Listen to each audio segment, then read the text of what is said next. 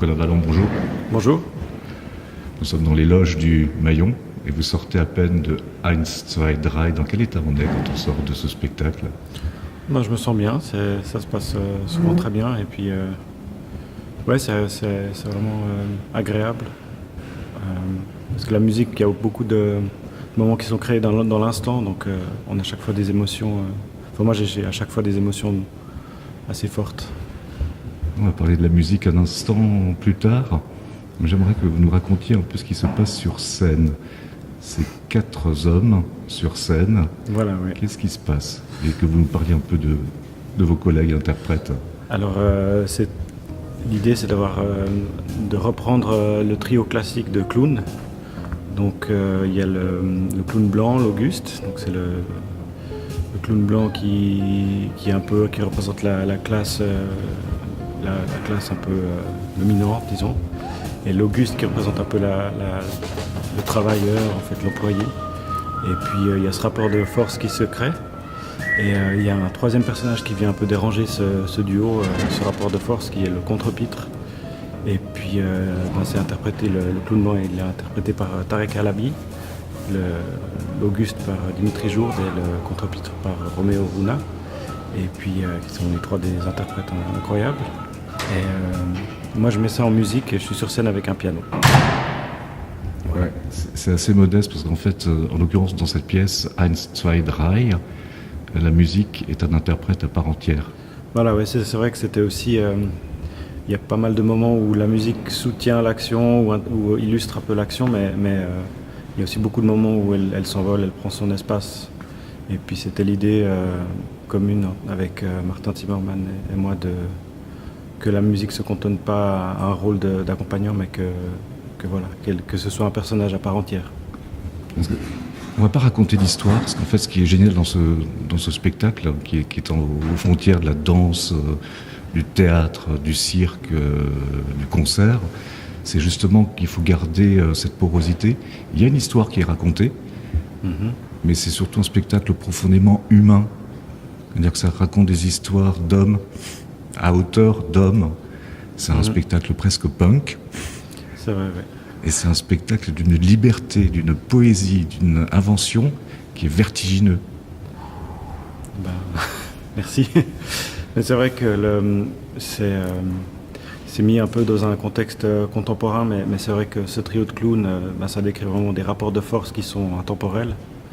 Et puis, oui, dans ce sens-là, il est vraiment humain et aussi, ouais, justement très contemporain. Parce que c'est une forme qui remonte à assez longtemps, mais qui est quand même toujours extrêmement pertinente par rapport à l'actualité. Nous avons 4 interprètes sur scène, dont vous, les 3 personnages qui sont entre danseurs, contorsionnistes, etc. Mais j'aime pas les définir parce qu'en fait, ils sont toujours dans cet entre-deux. Ce sont des virtuoses. Absolument, oui. Mais ça ne se voit pas. C'est comme pour vous la musique. C'est qu'à un moment donné, ça a l'air tellement facile, tellement simple et naturel qu'on est juste en train de regarder, de ressentir des émotions, quoi. Ben, en fait, à partir du moment où l'interprète il met son art, son talent au service d'un contenu, ça ne devient pas démonstratif. Donc c'est vraiment la virtuosité, elle est au service de l'art. Ouais. Du coup, c'est plutôt mieux que ça se voit pas. Bon, vous êtes pianiste? Oui. Et quel pianiste? Je me débrouille. Très beau pianiste. Je me souviens d'un concert où je découvrais le trio que vous aviez à l'époque avec Patrice Moret et avec Samuel Rohrer. C'était sur la sortie de l'album Ruga, voilà, ouais. Dans un petit club de jazz. Et depuis, nous sommes nombreux à guetter à chaque fois qu'un album sort, ce qui était le cas il y a 1 an. Exactement, oui. Avec Samuel Rohrer qui laissait la place à Julian Sartorius. Vous êtes bien informé. D'ailleurs, Julian Sartorius a des soucis à se faire, parce que vous ne jouez pas que du piano dans Eins, zwei, drei, dans le spectacle de David Zimmermann. Je fais un peu de la batterie, mais c'est un peu une surprise dans le spectacle. Donc, voilà. Je disais, vous êtes un pianiste habitué au jazz, à la musique tout court, à l'improvisation beaucoup. Et ça aide énormément, je pense, dans ce spectacle-là. C'est d'avoir une base de composition extrêmement précise et rigoureuse pour les interprètes, parce que c'est au millimètre près. Le tempo est d'une précision incroyable. Et en même temps, j'ai l'impression que vous gardez une liberté pour continuer à vous surprendre vous et surprendre les interprètes aussi. Ça, c'était un peu le challenge. Parce que d'un côté, je suis compositeur, donc je dois me mettre à l'extérieur de l'action pour un peu comprendre et puis illustrer ou alors offrir un contraste, une musique qui contraste en émotion. Et puis d'un autre côté, je suis interprète aussi parce que je suis sur scène. Donc, et puis moi, comme vous avez dit, je viens de l'improvisation et c'est essentiel pour moi d'improviser à chaque concert que je fais ou à chaque fois que je joue de la musique, d'avoir une partie d'improvisation. Et cette part de liberté à laquelle je renonce vraiment pas facilement. Donc c'était un petit peu le challenge de créer une musique qui à la fois est précise mais en même temps laisse la possibilité d'être recréée à chaque représentation. On disait c'est une musique qui est un interprète à part entière avec les 3 autres personnages, mais c'est même plus que ça. Elle a un rôle extrêmement important dans la dramaturgie même du spectacle. Comment vous avez travaillé avec Martin Zimmermann, que vous retrouviez à cette occasion d'ailleurs?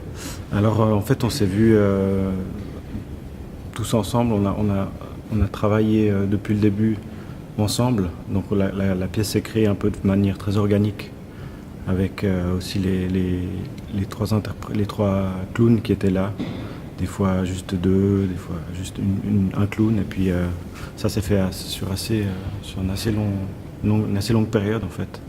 Et du coup, c'est peut-être ce qui donne ce côté aussi assez organique et que les rapports sont assez évidents entre, ou peut-être pas évidents, mais assez clairs entre les acteurs et la musique, et que ça s'emboîte de façon assez organique parce que ça s'est créé ensemble.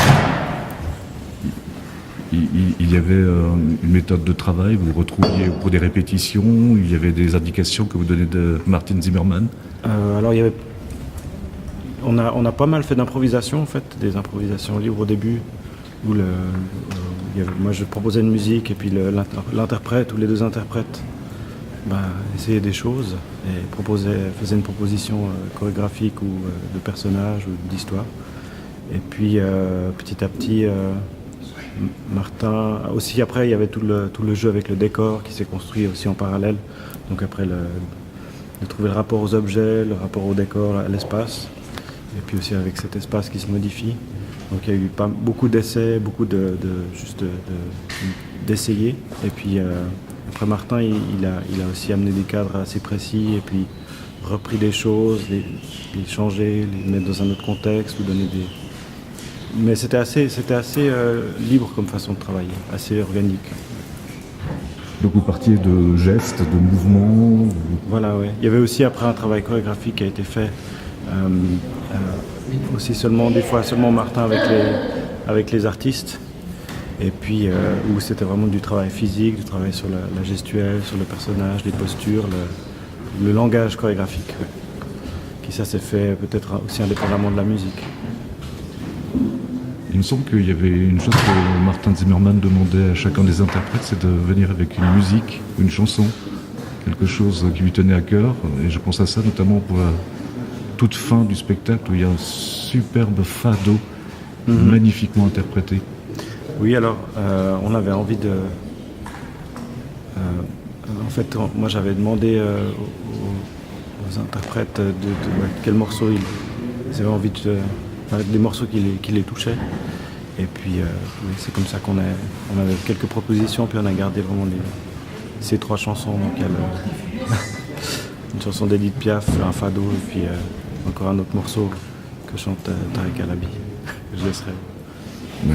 Edith Piaf, on peut le dire, parce que de toute façon c'est un moment incroyable dans le spectacle où brusquement vous voyez arriver sur votre piano une échelle et un homme sur une échelle. Voilà, ouais. C'est normal pour un pianiste d'avoir quelqu'un en train de grimper sur une échelle. Voilà, tout à fait. Oui, là, il y a quelques situations dans la pièce où j'ai dû vraiment un petit peu m'adapter. C'est pas tout à fait commun, ouais, les choses qui se passent sur le piano. La musique, elle est magnifique. Piano toujours, Merci, oui. piano préparé. Tout à fait, oui. J'entends un peu d'électro Oui, pour le ouais, moment. Et tout à fait. évidemment des percussions et de la batterie, puisque votre personnage vient se glisser. Votre personnage vient se glisser dans une pulsation un peu différente. Même au piano, ça déménage aussi pas mal. Oui, oui, ouais. C'est assez varié. Qu'est-ce qui vous fait dire oui à Martin Zimmerman quand il vous propose ça alors que là, je précise, vous revenez d'un mois de tournée avec le trio, je crois, au Japon. Oui, j'ai fait une tournée au Japon. J'ai fait aussi une tournée avec un guitariste autrichien qui s'appelle Wolfgang Mutspiel. Mais